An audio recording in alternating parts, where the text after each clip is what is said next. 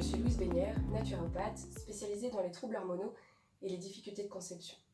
On va traiter aujourd'hui de la question des déodorants et antitranspirants. La plupart des clients que je rencontre, en fait, utilisent le déodorant ou l'antitranspirant comme une méthode de camouflage d'un problème. En réalité, c'est parce qu'ils ont soit une sudation excessive, soit une odeur particulière associée à cette sudation. Le problème, c'est qu'en réalité, ce qu'ils vont mettre sur leur corps va camoufler et va être apposé sur une zone où la peau est très fine. Et donc tous les toxiques qui vont être présents dans ce déodorant, qu'il s'agisse des irritants, des allergènes, des perturbateurs endocriniens ou toute autre chose, vont pénétrer par justement tout ce qui va être de l'ordre des glandes sudorales et donc va pénétrer vraiment en profondeur de l'organisme. Donc finalement, le déodorant ou l'antitranspirant a un effet assez contre-productif et va ne faire qu'accroître le problème. Alors même qu'en réalité, la sudation est un processus naturel tant de régulation thermique du corps que d'évacuation des déchets. Donc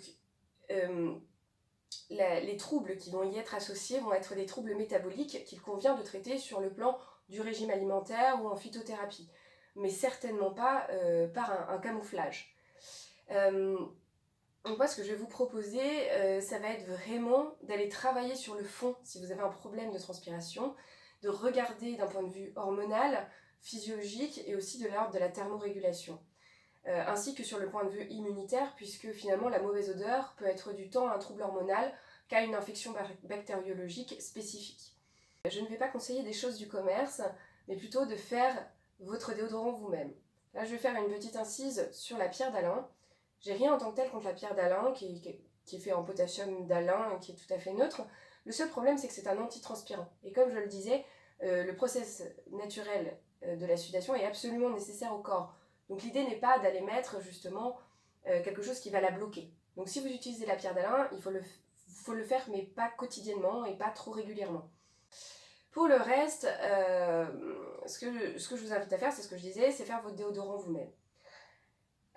Donc le principe, en fait, ça va simplement être de nettoyer, de purifier la zone et d'éviter l'infection bactérienne, éventuellement même avoir une action de régulateur hormonal. Donc comment on fait ça? Alors, on prend du bicarbonate de soude, mais qui est du bicarbonate de soude de pharmacie. Pourquoi? Parce que le grain est plus fin et n'abîmera pas justement vos aisselles. On l'associe à une huile végétale. Moi, ce que je conseille, c'est plutôt ce qui va être du coco, parce qu'en fait, l'huile végétale de coco va être naturellement antibactérienne et va avoir la propriété de se solidifier quand elle est froide. Donc vous allez avoir en fait une solution solide. Vous pouvez y rajouter de la maïzena pour donner une composition plus dense. Et enfin, mettre une huile essentielle. Alors, les huiles essentielles, c'est de l'ordre de la thérapeutique. Ça ne doit pas être choisi d'un point de vue olfactif. C'est-à-dire que l'odeur vous plaît simplement. Non. L'huile essentielle, elle a une action sur la physiologie du corps. Donc on va avoir par exemple l'huile essentielle de sauge qui va permettre en fait une régulation hormonale et qui va être intéressante dans des troubles hormonaux. Mais elle est proscrite par exemple pour les femmes enceintes. Elle ne doit pas être donnée à des adolescents parce que ça troublerait trop le métabolisme. On va avoir des choses comme le petit grain bigaradier qui lui va être plutôt un régulateur nerveux, mais qui doit être dilué dans beaucoup plus d'huile végétale parce qu'il peut être irritant. Donc là, c'est quelque chose qui peut être aussi intéressant. On peut avoir des choses comme l'arbre à thé qui va travailler sur tout ce qui va être la bactérie, mais aussi le palmarosa. Donc ça, c'est des choses que vous devez choisir en fonction de votre terrain, de ce que vous êtes, et de le faire en votre âme et conscience en regardant les contre-indications et la manière dont fonctionne l'huile essentielle.